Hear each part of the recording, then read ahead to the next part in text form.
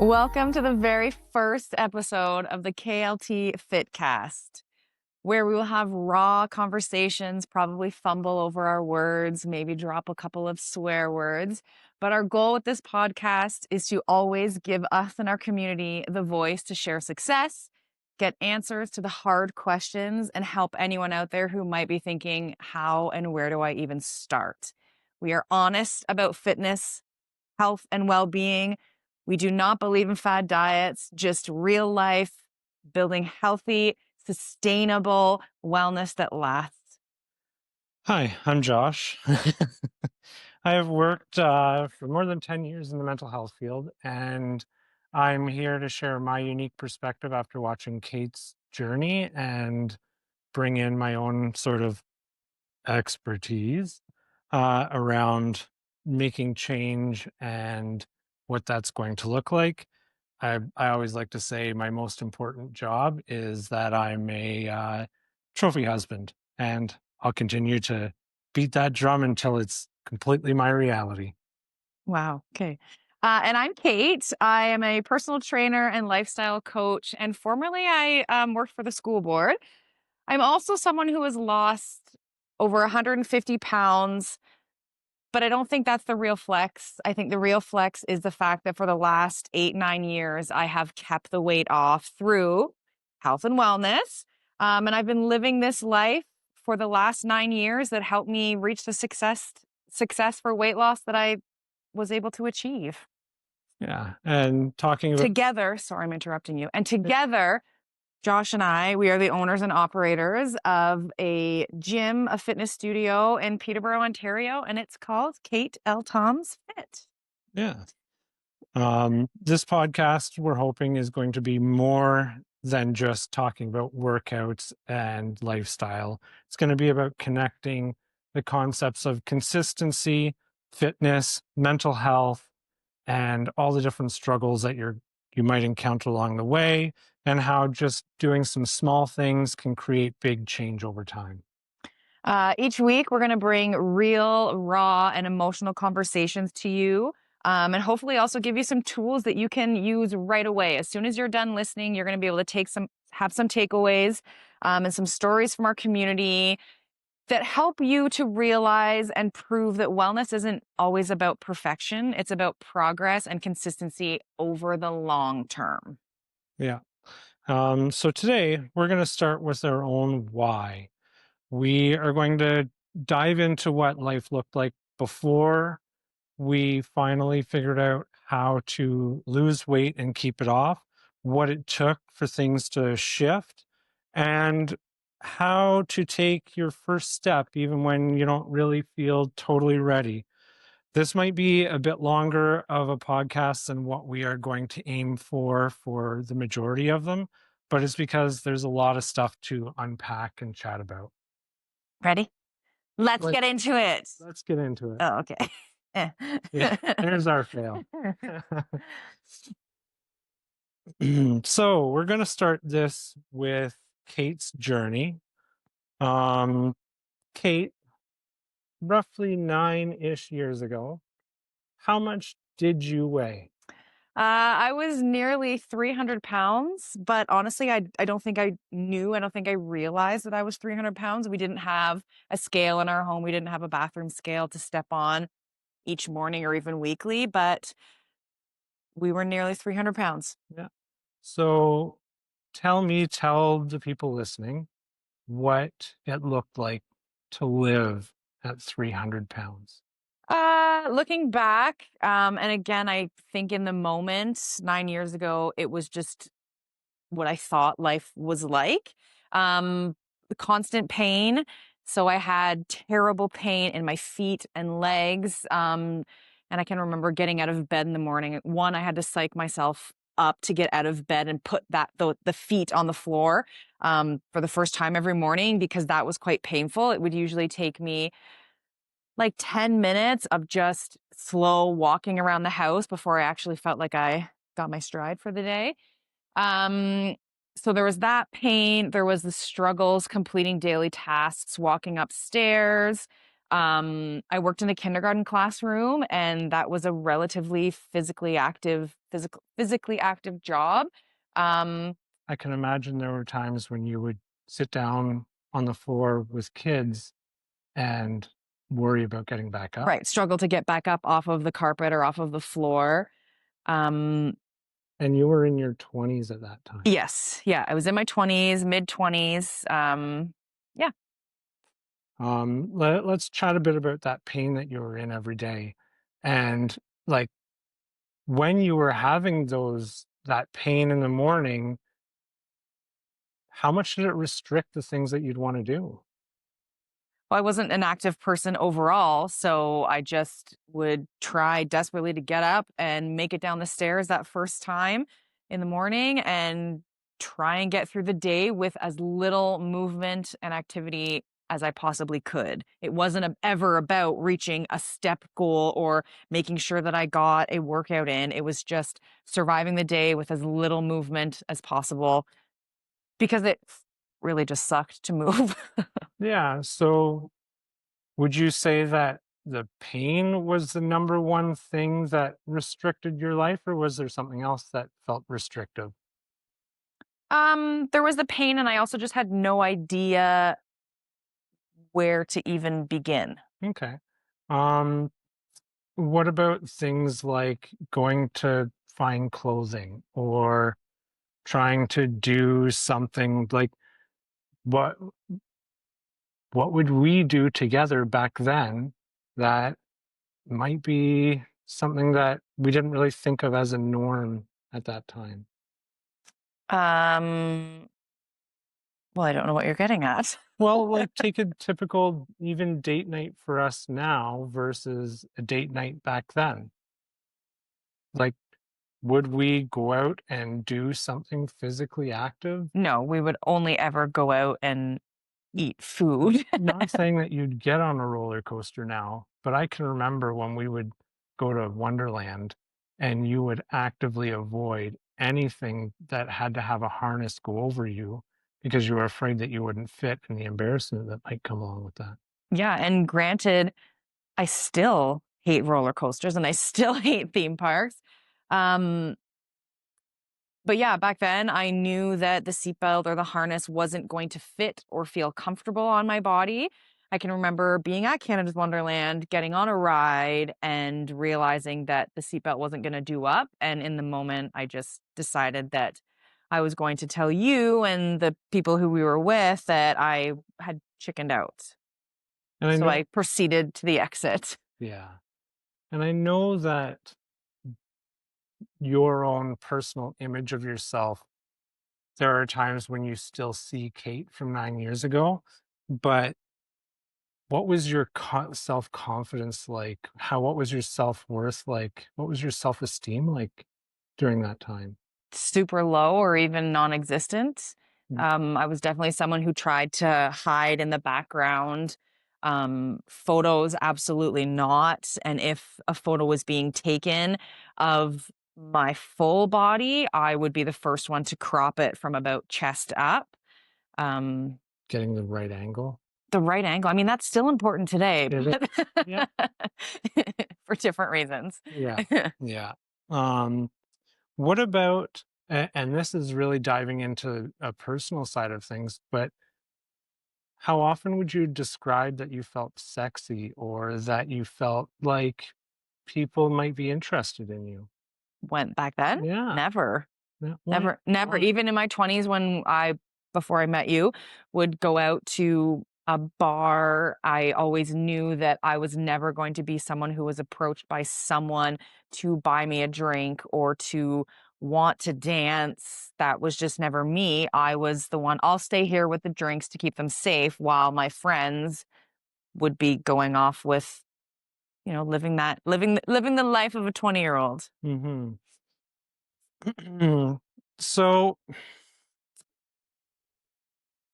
we've talked about feeling restricted by the pain every day and just even getting out of bed being difficult, let alone trying to manage all of the challenges of an active work, like a workplace that you worked in needing to be up and down, chasing after small human beings.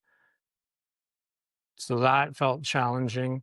We've talked about, it being difficult to find clothes that fit well. And we've talked about how you couldn't do some fun things that you would want to do.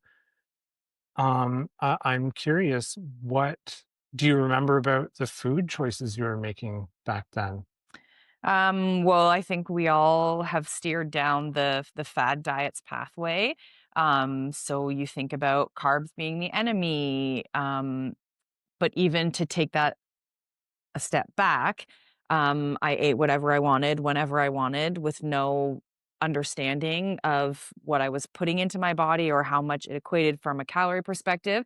But then when you eventually steer down the fad diets that everyone has and does steer down, um, like I said, carbs are always the enemy, are labeled as the enemy. But I still think I didn't have a clue what I was putting into my body, so I would eat, oh my gosh, Caesar salad, done. The biggest Caesar salad, the most bacon, all of that. But you With have a half a jar of Renee's I dressing? love a soggy salad, Yeah, yeah, a saucy and soggy salad, yeah. but having no idea what it actually took and what it actually meant to lose weight. I just thought, "Oh, this is what people are doing to lose weight, so it has to work." Hmm.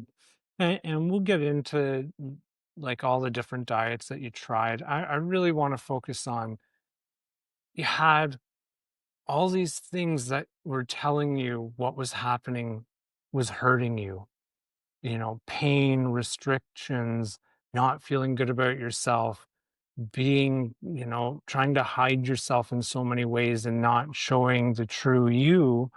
And still you were, you know, couldn't put the bucket of fried chicken away. I mean, I'm guess we were putting the bucket of fried chicken away because I can remember Eating it. it. Or eating an entire bag of chips in one sitting, or, all those wonderfully tasty things. But why was it so hard to just not stop doing that? I think I just didn't know and I didn't understand, and I think there's also a part of me that just wasn't ready. Mhm. Would you say that you were kind of comfortable with what you had learned life to be up until that point? For sure, I thought when you live with pain and when you live with your own choices when it comes to food for so long, it does become normal and just comfortable, and that's just the way that it's supposed to be. Would you say that it's normal for someone in their mid 20s to have a hard time getting up off of the floor or get out of bed in the morning without extreme pain? Would you say that's normal for someone in their 30s or 40s now? No, but for me it was. Yeah. It's really not normal. You're right. So again, we kind of come back to, there we were stuck. We were stuck in this habit. And what what shifted? What was it? Can you remember anything that really stands out to you where it was like, I got to do something about this? Mhm. We're gonna talk about the photo. The photo. We're gonna And talk about the photo. I'm going to try really hard to figure out how to edit and put the photo up in the video for this. Okay. So I had the purple dress photo moment. We were at a friend's wedding. And when you find that dress, you're like, oh, good, I'm gonna buy this new dress. Looks so good, looks so sexy. And I thought that I did. And along with a thank you card that came, this was even a good few months after the wedding, I guess, when the photo came in the mail. Yeah. Um, So the photo was the summer of Fall, yeah. 9 years ago. hmm Yeah. So the photo came in the mail along with a thank you card, and I looked at that photo in that purple dress and thought, "Holy crap! Yeah. Have let myself go. It's gone too far." And seeing myself in that photo, when I thought in my head I looked like a bombshell, and I just didn't. I And I felt think, bombshell. of course, you did. Yeah. And I think it's worth it to note that just because seeing myself in a photo at 300 pounds was my moment, someone else might look at themselves in that same photo and think, wow, they do look like a bombshell. Mhm. I've taken a lot of heat from saying that that photo was my turning point, but for me in my journey, it was. I think the turning point for anyone is completely personal and individual. Mhm. And I think that, yes, it was your moment. And I guess the question that comes to my mind now is why was it a photo and not the pain, the feeling like you can't find clothes that feel nice on you, Mhm. the feeling of I don't want to go out into public because people look at me because I'm big. I can't do the things that I want to do with my at that time boyfriend because I'm too big. Why wasn't any of those things? Why was it a photo for you? I guess I was just staring at myself in those moments. Um, I never really looked at myself in the mirror. I never really, I don't know if it was that I didn't care. I just chose not to because I was comfortable with all of those feelings and seeing this photo and in my head seeing that that is how people see me. Mhm. It was the time. So let's talk about the time when we shifted into it's time to try and lose weight. Where was the start? I think getting that photo in the mail was timed pretty perfectly with the idea of doing an 8-week couples transformation challenge. Mhm. So we at the same time, and I know that it's going to come later, but were we ready? Okay, probably not. Probably not truly ready for Coming. what was coming for us. But we did a couples transformation challenge, which consisted of weekly photos. We were given some nutritional guidelines to hit. We were given some workouts to complete and kind of sent a package that said, here's what you need to do. Touch base with someone weekly if we needed any support. And Mhm. we just kind of dove in. Yeah, I would say you dove in a lot more than me. Type A personality coming out to shine. Yeah, you had to have your plan completely solidified. Mhm. What about this plan made the change seem possible? Um, it- Certainly not easy, but it felt non-restrictive. I could still eat the food that I wanted to eat. Mhm. I could still go to work every day. I could still do the things that I wanted, and I was just able to make this plan work within my life. We joined a gym and we made a plan to meet at the gym after work every day. Um, Remember that. and we had these meal ideas in front of us too. Um, yeah. Mhm. When the process started, it sounds like there was an awful lot of learning that had to come along with it. Mhm. What was the hardest thing to learn? Um, Portion control.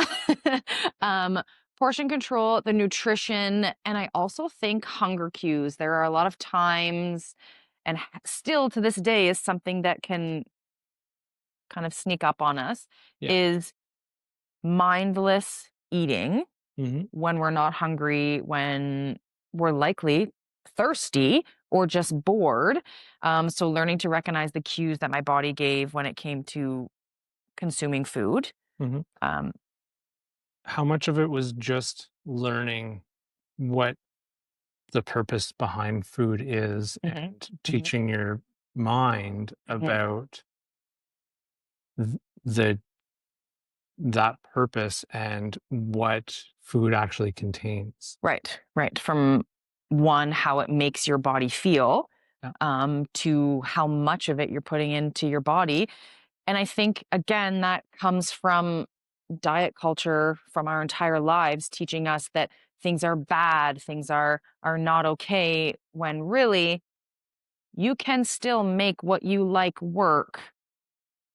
And learning to retrain, basically forgetting everything that I thought, which was minimal, but thought that I knew about diet and nutrition, and basically relearning it, but also allowing myself to relearn it, allowing myself and my mindset to open up to completely new things. And the science behind food, right? Mhm. Yeah. Mhm. Yeah.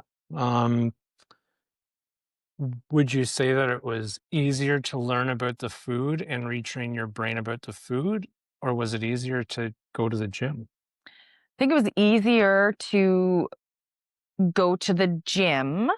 Um, Food is everywhere. Food is always, always, always in front of you in some way. There's always food within arm's reach. The gym was a little bit easier. I also think back to when we started at the gym, we could go to a treadmill and an elliptical and look around, and we Mhm. could see what the other people were doing. Um, and I also think when it came to the gym, it was easier to hide how new we were in that setting.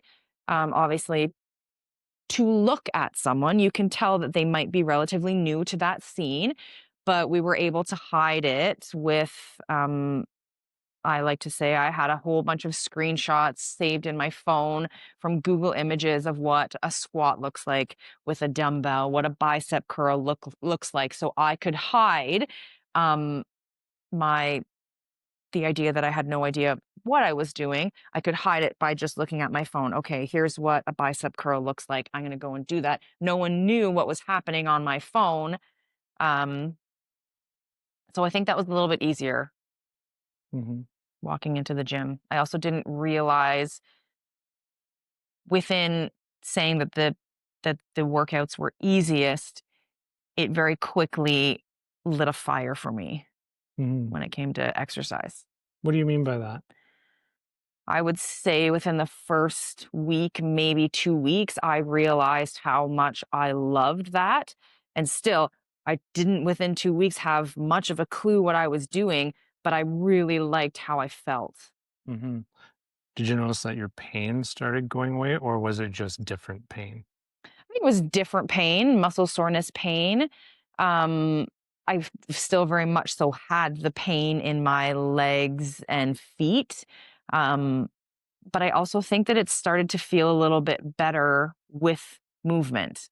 Just like working through the day's worth of work and then going to the gym, I actually think the pain would come to me overnight when I was laying or if I was sedentary on a chair. That's when things would really start to hurt.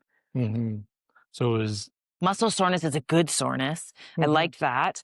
I also think I realized really quickly the post-workout high. Mhm. So just riding off those endorphins that come with a really good workout, Yeah, so that's a good feeling. do you think you replaced the endorphins you might have been getting from eating Crap. bad food with working out, and then also in your own mind made the conscious choice that you were gonna choose the type of pain that you would experience Yeah, rather than allowing the pain to just happen? for sure. For Yeah. sure. I chose muscle soreness and workout pain over. Yeah. Okay. Was there ever a time where you felt like you wanted to give up? Like you just wanted to quit and go back to eating the bucket of fried chicken, or the, you know, sit on the couch and not? Um, it's a tricky one for me because quite honestly, no, Okay. I never looked back Yeah. once I found how good I could feel. And a good way to put it is you don't know how crappy you felt until you don't feel that crappy anymore. So coming out from starting at ground zero and how quickly I realized how good I could feel, I never really looked back. There were days that were very hard and the days that I didn't want to, but I think I had in the beginning the motivation and the discipline to so badly not want that for myself again. I don't want that ground zero again. Mhm. I don't think I ever looked back. Okay. I can remember as you were going along, there were times where you would say, this is how much I've lost, and you would compare it to I like loved those a pictures. newborn Yeah, calf yeah, or yeah, a wheelbarrow full of bricks or yeah, something yeah. wonky like that. But I will say those pictures that I would search on Google, I don't know, I think I would type in like, "I've lost 73 pounds, that's the same as," and it would plunk out this image at me. Those images stopped at 100 pounds. 100 pounds was the last picture that you could just Google image search. So I loved, yeah, sharing those. Yeah, a small calf, or I don't know, in the beginning, it's like a basketball or like Yeah. a melon. When you started, did you have a, I have to lose this much weight? No, you never set that kind of a goal? No, because I don't think in the very beginning, I don't think that I truly believed I could do it or I would do it. Okay. I think that it's smart to not set a weight goal. For sure, especially when it's really large and really big, right? To Yeah. to start out of the gate with, "Oh, I have to lose 150 pounds," that is That's a mountain. that it's literally a mountain. It's an entire other person. Yeah. Yeah, so I think for me and us, I guess I feel like I'm talking a lot about me, but you did it too.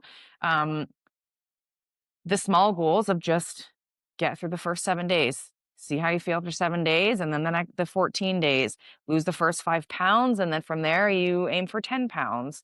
Um, small goals are the smart goals. Hmm. I like that. Small goals are the smart goals. Um, was there a time when you felt like you stopped seeing progress in those initial times, and or maybe it was invisible, or maybe you had to look somewhere else for progress? Yeah, I think, we all have the weeks where the scale and the measurements don't go your way. It can feel like you're doing everything right, and the scale and even your measurements just have other plans. But looking past those, and again, recognizing how you feel and celebrating whatever wins you were able to accomplish that week. If it was setting a goal of going to the gym 4 days, I went to the gym 4 days. I learned, and again, it wasn't in the beginning, but I learned that the scale is a tool of success, but it's not the most important tool in the Or even toolbox. the tool? No. No, I would say, based on everything that we've talked about, it sounds like how you feel Yeah. is the Yeah. biggest. Yeah. The scale is a measurement of how much space you take up within gravity or something sciencey like that, when really so much can impact the scale. Like, as a Mhm. female, our cycles have a huge impact on the scale, for one. So, was there a specific milestone for you where you look back and you say, yeah, and now I know that this works and I can do this and I'm going to keep doing it? I would say once the routine was built, which I think doesn't don't they say it takes 21 days to form a habit or form a routine, something like that. Yeah. I would say within the first month of consistency, um, I knew there was no looking back. It was just my I life. I can remember, and I don't think that we believed that it was sustainable or that it was something that was here to stick around until the number on the scale started with a 1 for you. Yes, I often refer to that as Wonderland, spelt O-N-E, Derland. And that's when you go from weighing 200 pounds to 199.9. Um, that was a big day. Yeah, I can remember it really well because I think it was the point at which this was life. Mhm, And it was there's really no going back to eating takeout 3 or mhm, 4 times a week and giant meal portions and buying 7 bags of chips when we go shopping mhm. and And I think I ice. probably said to myself, once I hit 199.9, I was never going to see a 2 on the that's the first number on the scale. And while we say that, yeah, the scale is a tool, it's not the most important tool. I think that in that moment, seeing that 1 was a Mhm. huge milestone. Yeah, and I think something that I wanna make note of as we're talking here is I'm talking about eating takeout and eating a bunch of chips, like, we still have takeout once in a while. Yeah. We still eat the chips. We just don't eat a whole bag in one sitting. We Yeah. don't order 5 meals in a row of takeout. Mhm. And if Mhm. we do get takeout, we try to think of it and fit it into our day because you mentioned, and it's something that we should echo, like continue to echo, is you don't have to cut things out of your life Mhm. completely. Yeah, you don't have to hate your life. Yeah. In order to lose weight, you just have to learn about what it is that you're putting into your body. Mhm. And Mhm. that's, I hear you talk about that a lot. So I wanted to pause and just Mhm. make sure that I talked about that a little bit. Um, at what point did this go from a diet to a lifestyle? So I've talked about, the one on the scale and that Mhm. kind of changing things. Mhm. But I think when we first started that 8-week challenge, it was we're on a diet. Yeah. That was definitely how we Yeah. would frame it. And For even sure. like 6 months later, it was still we're on a diet, I think. Mhm. And what went from I'm not using the language of diet anymore to this is a lifestyle change. I would say when it just became normal.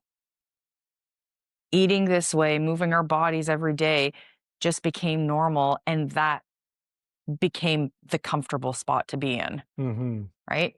Yeah. So you shifted your comfortable. Yeah, How uncomfortable was that? to shift To shift the to comfortable. shift the comfortable, how uncomfortable was that? Um, yeah, very uncomfortable. And again, you get to choose your hard, and instead of choosing the pain and the struggle walking upstairs, I chose waking up each morning with oh, okay, there's the there's the muscles that I worked yesterday as a reminder that it is working. Hmm. Do you think that you're in as much pain now, or let's even go to a year after you started the journey? Were you in as much pain a year after? No, and I can remember going to a chiropodist or a podiatrist, I don't know, some sort Somebody of for your foot. foot. Yeah. Yeah. Um, and having orthotics for my shoes, my boots before I started losing weight, and that was kind of where we had to be. I had to wear the orthotics. It was supposed to help, didn't really help. I can remember going back for I don't know, it must have been a year follow-up with this doctor and telling him that the pain was virtually gone, and he said, "Well, you look like a very different person." Hmm. So losing the weight helped not to literally carry the the weight on my feet. Well, I think about like when I'm at the gym, if I'm lifting 100 and whatever pounds, like that doesn't feel light. I Right, couldn't imagine right, carrying that around with me right. all day long without And there was being a sore. lot of times where we would go to the gym when I would have hit, I don't know, the 90 pounds, and just trying to carry that 90 pounds around was so heavy. Meanwhile, I carried that around on my body All day. 24/7. I slept with that on my chest Hmm. every day. So, We're getting off script a lot. yeah, we sure are, but that's okay. Let's talk about how we got to working with others now, because there was a point in your journey where other people noticed Mhm, and you started sharing more mhm, and talking to other people about your journey. mhm. How did that start? I think I was really proud of myself, right off the hop from the first couple of weeks. I started feeling really proud of myself. So I started sharing what I was doing on social media. And within, I would say, a good few months, yeah, people started to notice. People noticed the changes in my body, would ask questions, how I was doing it. And I realized that people were, in fact, interested in my story instead of when I first started sharing online. Um, I really only thought that that was just going to be my own little diary, Mm. right? My Instagram at the time was going to be my own little diary of um, I don't know, memories of what I was doing and the hard work that I had put in. I can remember you telling me it was just your own way of creating accountability for yourself. If I had to post about it, Yeah. I would do it. Yeah. Um, yeah, so I very quickly realized that I was inspiring other people and they were taking note of my journey and wanted those kinds of things for themselves. So I started just by helping people um, really virtually. I didn't take anyone to the gym other than like my friends kind of thing. Um, yeah. Mm. With talking with other people, sharing your journey and all of that, how did you go from that to, okay, I think I want to start actually reaching people at where I was at when I started my journey? Can you ask the question again? I missed the first part. Yeah.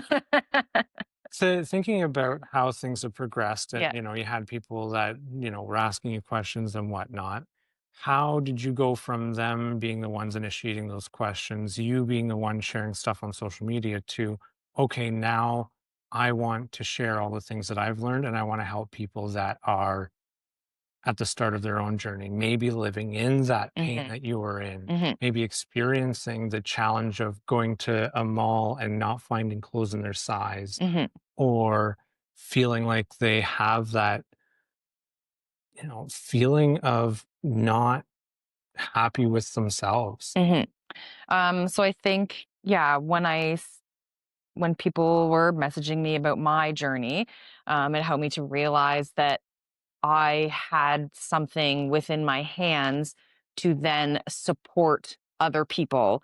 And I could be the one on the other side of their check ins, on the other side of their phone when they needed support, when they were struggling, when they were having a rough day. Um, and realized how much of a passion and a fire I had for that side of things as well. So I developed my own program basically. Um, and in trying to help people, yes, who were at this ground zero from where I was, um, and just trying to help them in any way that I can. But at the time, I was still a full Mhm. time school board employee. Is 300-pound Kate still there? Yeah. Oh, yeah. Where do you see her? Where do I see her? Hmm. In the drive through. Yeah, she's, of course, she's still in there. I see her sometimes when I look in the mirror because we're our own worst critics. Yeah. Um, I there's no point there is no point even to this day where I have ever looked back and thought I'm going to go back there Hmm. to that 300 pound, but she's still in there. Yeah. Is there anything specifically you think about where you catch yourself and go, I really thought like this when I was heavier and I need to change that? Um,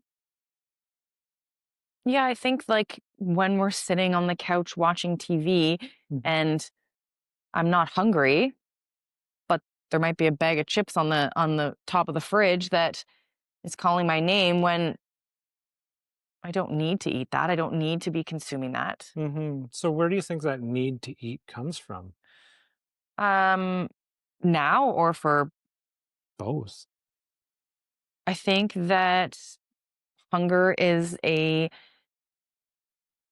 an emotion, Hmm. I guess, and it's easy to take any emotion and tie it to hunger and tie it to food. Yeah, And I think that's part of the problem with everyone, with life in general. I We can agree. use food to make us feel better and give us that quick little dopamine hit, but that dopamine hit's gone really fast. Especially when you look in the mirror after you've Yeah. been hitting Mhm. that for a long time. Mhm. It's tough and becomes the adage of I'm sad because I eat and I eat because I'm sad. Mhm. And thinking about 300 pound Kate and how I didn't used to look in the mirror when I was 300 pounds because I don't think I had a clue that I was 300 pounds. Mhm. So that, I don't know, maybe that's a good thing that I didn't really know. I think I think it's important to accept your body and Yeah. who you are. Yeah. I think it's also important to think about, am I doing the things that are making me feel good, and am I doing the things that lead me to feel happy? Mhm. And if you're in pain every day and Mhm. restricted from doing the things that you want to do, Mhm. and looking at yourself in photographs and feeling truly Mhm. depressed about it. That more than the number on the scale, because there Yeah. might be someone out there who is at 400 pounds, and when they hit 350 or 300 pounds, that is a huge mountain that they have climbed. And for me, looking in the mirror now, I see a lot of loose skin and stretch marks and a lot of sag and things. Um, but I think of those as like my battle scars, my war Mhm. wounds for the journey that I've been through. Yeah. What do you think people misunderstand the most when it comes to wanting to start their own transformation journey? Um, that it is, well, I think a lot of people overthink it. Honestly, I think that diet culture today has taught us and confused us so many times, that we don't know where to start because it feels so overwhelming and daunting, and we think that it has to be this big, broad thing instead of breaking it down into small steps. So, thinking someone might think that they have to lose 150 pounds, and that might feel completely impossible in the beginning. Mhm. My last question for you And is, then I get to ask you questions? yeah. My last question for you is, can you describe the difference in the way that you feel from day to day from Kate 8, 9 years ago and Kate today? Um, Kate today wakes up. Granted, sometimes mornings are hard and just tired. Mornings suck. I get up excited to start the day. I am living the life in every single way that I never at 300 pounds would have thought for myself, but I truly believe that I'm living the life that I was put on here to live, that I was destined to live. I just didn't know it back then. I will put myself in front of a camera Mhm. every single day. When it comes to social media, I will put myself out there. I will share the raw, the struggles, the good, the bad, all of it. And I think I just live with excitement now. I live with a fire. I live with a drive to meet people where they're at, but also I live with a drive to take my own expectations of myself and meet them or exceed them because I know what I'm capable of and I know what my body can do. Mhm. I know who I am now. Mhm. So, thinking about this in the other way, you were back 8, 10 years ago, you felt lost, didn't really understand yourself well, Mhm, low on yourself. Sounds like maybe depressed a lot of the time, purposeless, mhm. just getting through the motions. Yeah, it was just the 24 hours in a day. Just get Yeah. through them. Not really experiencing life. Yeah, for sure. I was missing out on a lot. Yeah. Mhm. My turn now? Sure. Okay. So now I'm going to ask Josh some questions, albeit it's going to be about this journey as a whole that we went through forever ago. Thinking about the mindset shift that was required in all of this, um, wasn't so much about my body, our body. It was a lot about the mindset as well. Mhm. Um, so that's a perfect spot for where mental health and fitness overlap. Yeah. Can you talk a little bit about that? And I think I've hinted at it quite a bit that, you can accept who you are, you can accept what your life is about. But when you start looking at things and you are recognizing that you're in pain and life isn't the way you thought it should be, and you feel restricted and you're not actually doing the things that you want to be doing because you don't have the energy or it hurts to do certain things, we can get really comfortable with what we know. Mhm. And if what we know is that we're going to hurt because of whatever, and, it feels pretty good to eat. So we're just going to eat food that, you know, makes us gain weight. Mhm. Um, we can be stuck in that habit for a really long time, and it can be really hard to get ourselves out of it. And I think that can lead us down a lot of despair and self-loathing, and not just generally not feeling happy with life. Mhm.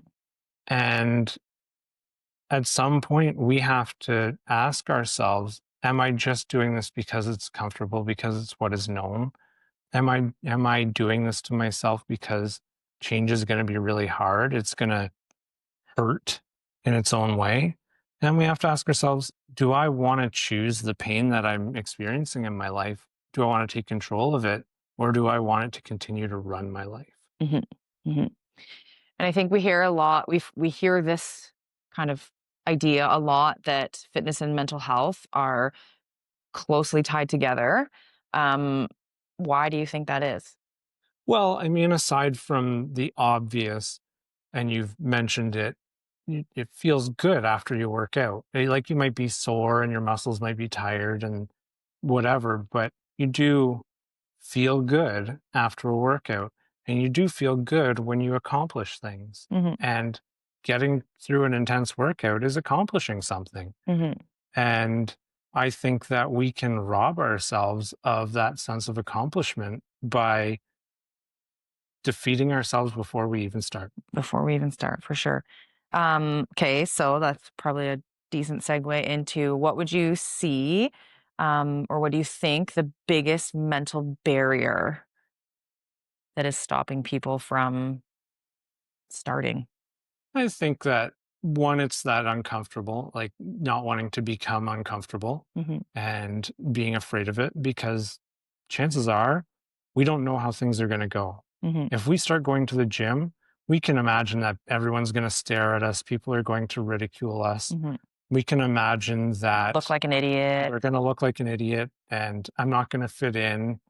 None of those things are true, No, but people are far too consumed with themselves. Exactly, and they're all struggling with their own thoughts that are exactly the same as that. Mhm.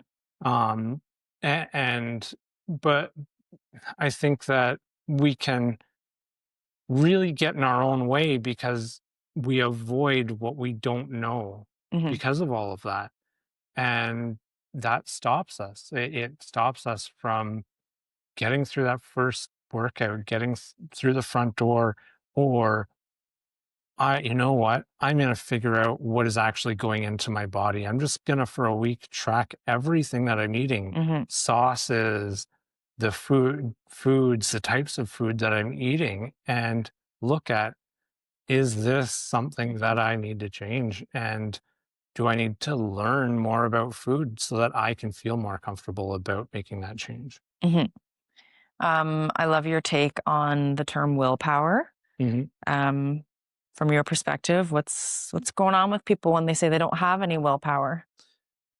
Yeah, I think willpower, motivation, discipline, they're kind of all tied really tightly together. And when we feel like we don't have the willpower, what we have to admit to ourselves is we're making a conscious choice to not. Mhm. It's not a subconscious thing. We have the ability to control the things that we think about. We also have the ability to control the things that we do.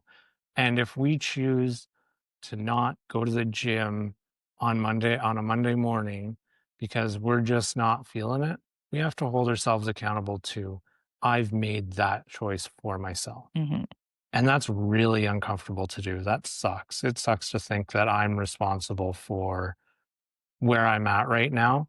But when we accept that, when we take some accountability for it, we can also say, well, I got to change that. Mhm. It's really hard to reflect on your own choices and how those choices are impacting you sometimes in a not so great way. It hurts. It does. Okay, so with your mental health background, what happens when someone starts moving their body consistently? And I don't mean someone who goes for a walk one day Hmm. or 2 days. Consistently is the key word here. What happens to them mentally? Yeah. So this is an interesting thing. And I find myself saying this a lot. When we don't feel like doing something, the chances are that's when we need to do it the most. And Those moments become a pivotal point in the entire journey. yeah, Looking back on those days where you did it and you really didn't want to. yeah. And I think that when we do things consistently over time, whether it's, going for that 15-minute walk, what we find is it becomes part of our routine and it's not something that makes us tired anymore. Hmm. Hmm. And I think It energizes for, us. for me, like, I know that a big excuse I have for myself, especially when I look back 8, 9 years ago, is I would think to myself, yeah, I could go to the gym this afternoon, but I'm really tired after work, and that's just going to make me more tired. When in reality, after I go for that workout, I feel energized. I Hmm. feel good. And the next day, I feel like I can take on more. I feel like I have more tolerance to do more. Hmm. But my mind has played a trick on me where I believe that if I do more, I'm going to be able to do less the next Right. day. Yeah. Um, so I'm going to ask you to unpack the idea that the worst thing we can do is nothing, Mhm. because that nothing robs us of the chance for change. Can Mhm. you talk about that? Yeah, I think that it goes back to that idea of we get comfortable and stuck in what we know and what's known. And that might be nothing. And sometimes that is just maintaining status quo, even though we're in pain every day. We're, you know, now looking at size 24, 26 clothing and saying to ourselves, geez, this is a big problem. But you know what? I'm just going to keep doing what I've been doing because I don't know that change is possible. I think that that's when we are doing nothing. Hmm. We're not trying to make change. Hmm. We're not ready for change. Hmm. We have to have a moment. We all have to have that moment of reflection and say to ourselves, I need to do something Hmm. different. And what if someone in your life or your circle tries to force it on you? So that never works. Never works. It Yeah. has to come from you. It has to come from within. Ultimately, you are your own barrier. Yeah. And I think you have to, we've been talking a lot about change and making this change and stepping through things. Sometimes you're just not ready for it. And you have to tell yourself that that's okay right now, but eventually it has to stop being okay. Hmm. Hmm. And you have to have that difficult conversation with yourself and make it not okay. You have to make yourself believe that change is possible. And change for me today might just be that all I can do is walk from my front door to the end of my driveway and then back to my front door. And maybe you just do that for a week. Hmm. And then you realize, you know what, that's actually not far enough anymore. And the next week you walk from your front door to the first corner and back. Hmm. And you do that for a week and you realize, hey, now I've made some progress. Even if it's 5 feet more progress, It you've counts. made progress. Hmm. Things like weight don't just happen overnight. You didn't wake up 10 years ago and magically weigh 300 pounds. Hmm. It was a It took long time getting there. it took a long time of Hmm. consistently doing what you had come to learn and know Hmm. and being comfortable with that Hmm. to get to that point. And it took just as long to lose weight. Undo it. Yeah. Yeah. And now we're 10 years later, and it still takes effort for Hmm. you to keep that weight off. Hmm. Hmm. It still takes effort to not slide into some of those habits, even though you've created all new ones. Hmm. And am I the lightest on the scale that it ever was? No, but I'm certainly not the heaviest. And Yeah. the goals have just changed and shifted. Um, so if someone's sitting watching this and they are stuck in that nothing, what is the very first thing that you would tell them or give them the advice to do the very first thing. What is realistic for you? Ask yourself that. Where is my realistic starting point? It might not be I need to completely overhaul my entire diet. Mhm, It might not be I need to walk through the front doors of a gym and get working out. It might just be I need to do some research. I need to learn about this stuff a little bit and get more comfortable with it, because the more knowledge we have, the less anxious we are going to feel. The more we know about something, the more we can predict the outcome, the more likely we are to succeed. And Kate touched on it when she was talking about that 8-week challenge coming out and everything being handed to us kind of on a silver platter in terms of the knowledge that we needed. mhm, mhm, It was broken down and told us about what was in the food that we ate and mhm, what those things did for our body. mhm, It talked to us about what would happen for us as we worked out, mhm, as we um as we had more energy, as we built muscle, and how all of that happened for us. but while it was given to us on that silver platter, that's not why it worked. No. We had to take that silver platter and use it and learn about it and have it be a part of our life in whatever big steps or baby steps from day to day. Just because you have something doesn't mean it's going to work. Yeah. It's going to take work every single day, realistic work every Yes. single day before change actually happens. Yeah, you just have to be real with yourself about what you feel capable of and set that bar Hmm. wherever real is. Hmm. Because what we can do is decide, hey, I'm going on a diet, and in the next 8 weeks, I'm going to lose 20 pounds.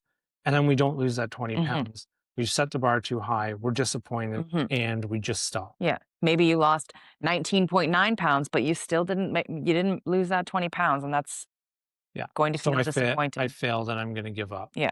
And I think that's the second part of this is failure doesn't have to mean giving up. Hmm. Failure should mean, what can I learn from this attempt? Hmm. Failure should mean, how can I take this new information and adapt it to what comes next? Hmm. And I think if everyone waited for the perfect time, waited until they felt confident, waited until the universe, the stars had aligned for them, it would never, ever, ever happen. It's No. never going to be the right time. There is only now, and time is going to pass anyway. You can decide the hard. Yeah. You only ever really regret the things you never try to do. Hmm. Hmm. Yeah. And it's messy. From the get-go, it's messy. It's not graceful. It's No, it's about failing, falling down, yeah, getting up. getting back up. Yeah, and that's how change happens. It's not comfortable. And it shouldn't be. No. The hardest things to do are often the things that Yeah. are Yeah. you wanna do the most. Yeah. Yeah. So much of, what we've been talking about ties into the idea that the worst thing that we can do is nothing, because nothing robs us of our chance for change, and that's really what our next part is about. Starting before you feel ready and leaning into that idea of, I just have to do something. Mhm. So, Kate, what do you think would make someone feel ready? Um, Maybe they saw themselves in a picture. Maybe they got some news from their doctor that was Hmm. not great and left them feeling kind of crappy. Maybe they are sitting at home on the couch while their children are playing in their backyard and they feel like they can't keep up with their kids. Yeah. What about the people that are never going to have that perfect moment? You've just got to do it. Hmm. If you wait for that moment, that looking at a picture, that doctor telling you if Hmm. you don't do something, Hmm. you might die, if you wait for that and it never comes, you're never going to make any change. Never. So, how do you know when you need to start? You might not ever know. Mhm. You might not ever know. There's just whether or not it might be reaching out to someone for help. It might be just learning. It has to come from you. Mhm. I think it's when you have those conversations with yourself, Mhm. those internal discussions, and you're thinking to yourself, I really wish I could. And you can finish that sentence on your own for whatever is personal to you. But if you're having those talks and you feel like you're not able to do the things you want, it might be time to look and try and figure something else out. Mhm. Mhm. And so I guess what I think is that doing nothing, it guarantees the outcome. Mhm. Mhm. And if you're okay with a guaranteed outcome, then keep on keeping on. Keep Like, doing nothing. yeah. Mhm. Is there anything that you would like to change now? Looking back, I firmly believe that if I could write myself a letter, I would tell myself that it's okay Mhm. because so much is going to happen in the next 9 years. So it's Yeah. okay that you've lived your life the way that you have because it's going to change now. But on the same token, I would wish that I started earlier. Mhm.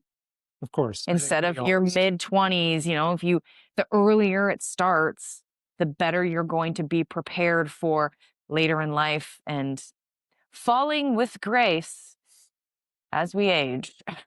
Mhm.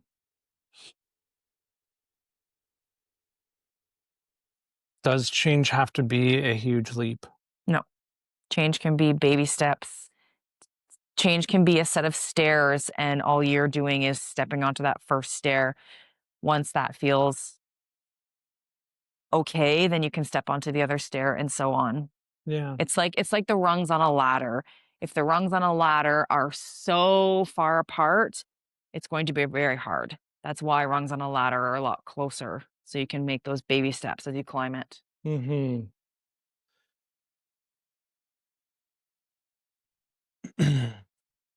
Sorry, I had a thought and it was about something that I had written down earlier.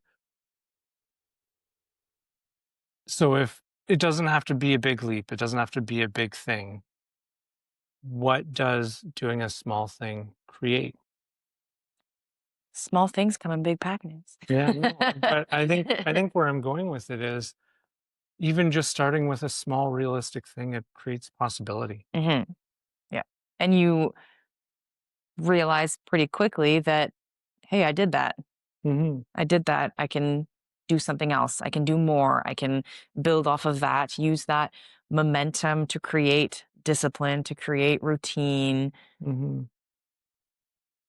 What what I think a big takeaway that I have from this discussion is you took time to celebrate a lot of the small moments, whether it was posting, hey, this is what losing 90 pounds looks like. It's a newborn Mhm. calf or Mhm. whatever. And, or look at this amazing meal that I just made. I just tried overnight oats for the first time. And Mhm. holy crap, this is life changing. Mhm. You took time to celebrate all of those small little wins. And I think a lot of times when we are trying to do something new, we can hyper focus on the negative. Mhm. Mhm. Instead of thinking, hey, I just tried those overnight oats and they were life changingly good, we don't even think about the fact that we had overnight oats. We think about the fact that I, for dinner, had an extra piece of chicken, or Mhm. I Mhm. didn't get to the gym that morning, Mhm. and beat ourselves up about the little things Right. rather than celebrating those wins. And I think that we can also diminish our own wins, small wins, thinking about that. Okay, I just tried this new recipe that's delicious, but so and so did this. Mhm. So and so had a bigger win. So and so had a bigger moment. I think we can be our own worst critics, and comparing ourselves to someone else is can be kind of detrimental. And even to this day, I have a lot of people who reach out and they want their own Kate transformation. Hmm. And while that's fine and dandy, your transformation, your journey is your own. Yours isn't going to look exactly like mine. Um, you might lose more, you might lose less, but none of that matters. What matters is your journey is your own. Your struggles are going to be your struggles. Your wins are going to be your wins. And at no point should we ever diminish any of those just because someone else had something different. And I think that's something that makes you a really good person to work with when it comes to trying to start your own journey. Because while you can't live their journey, you have experienced similar things. Hmm. Hmm. And you can provide some of that knowledge about what people can expect along the way. Some of the things. Yeah. Their own journey is going to be their own. They're going to have their own Right. failures. They're going Right. to have their own ups and downs. Right. But you know what it feels like Yeah. to have a setback. You know what it feels like to have that plateau. Yeah. You know what it feels like when you're having those big wins. And you know what it feels like when you're beating yourself Yeah. up Yeah. over the small loss Yeah. Yeah. and I will not allow always for I the will growth. always pride myself on being relatable to someone because I've been there. We've all had the struggles. So I like to think that I can reach people wherever they're at on their journey because I've been at ground zero, and that ground zero might be different for each person, but it's still ground zero. And where Mhm. like wherever that ground zero is for that person, we can meet them there. Yeah. And I Um, think that is the heartbeat that we're trying to capture within this podcast mhm, is being able to be a relatable source, a place where people can listen to us, listen about the struggles of us, people in our community, mhm, um, things that we see, mhm. important things to know. Mhm, and realize that they're not alone and they don't have to hide in the shadows. Yeah. So I think that's what people can expect from us as we move forward through this podcast. Mhm, I think something that we are hoping to do is to bring in members from our community, mhm, people that have done programming with Kate, people that come to our gym, and also some of our community partners that have information to add mhm, to the discussion, that have expertise in a certain area that can really help us better understand what fitness is, what mhm, diet culture is, what healthy mindful eating is, what binge eating is, all of those things. and I think we wanna break down the myths and the barriers and call out the fads that get in the way and confuse us and skew our minds from what actually works. Hmm. And I think it's important to put out there for everyone is losing the weight is one thing, but keeping it off is the real hard journey. Yeah. It's not just losing the weight, it's losing the weight and keeping it off so you don't have to start again. The longer you take to start, the harder it's going to be. Yeah. The reality is, this isn't about perfection, it's about progress, it's about community, and it's about building a lifestyle and feeling about yourself that lasts. So that's our story, our why from 300 pounds and fear of change to building the KLT Fit cast and the community that we have grown to become and feel so proud of every single day. We hope sharing all of this stuff gives you something to take away. Because the worst thing you can do is nothing. And even the smallest of steps forward are still steps forward. Mhm. So, honest conversations, practical tools, the voices from our community so that we can all remind you that you're not alone. Hmm. We got you. Yeah. So next time, we're going to talk about the concept of sustainable change and some of those common fads that we've all tried. Kate has tried all of them at one point or another. She's got some strong opinions on too, this one. Yeah, she does. And we're going to chat about why they don't work and how some of them sort of work and what you can learn Mhm. about them. So thank you for watching and listening to our first episode. Again, it's a little longer than we anticipate all the other ones to be. We just felt like there was a lot that we needed to capture in the first episode. So yeah, this is the KLT Fitcast. Your hosts Josh, and Kate of KL Tom's Fit. just honest fitness, no fads, real life, and building a you that lasts. Yeah. Do you want to do the last little thing about we can Oh, say oh, this now? oh yeah. If you liked our first attempt at a podcast, please remember to like and subscribe. It'll, Wherever you're watching from. yeah, it'll help us to know that people care about the message that we are trying to get across. And we'll keep putting them out as long as people are listening. Nice.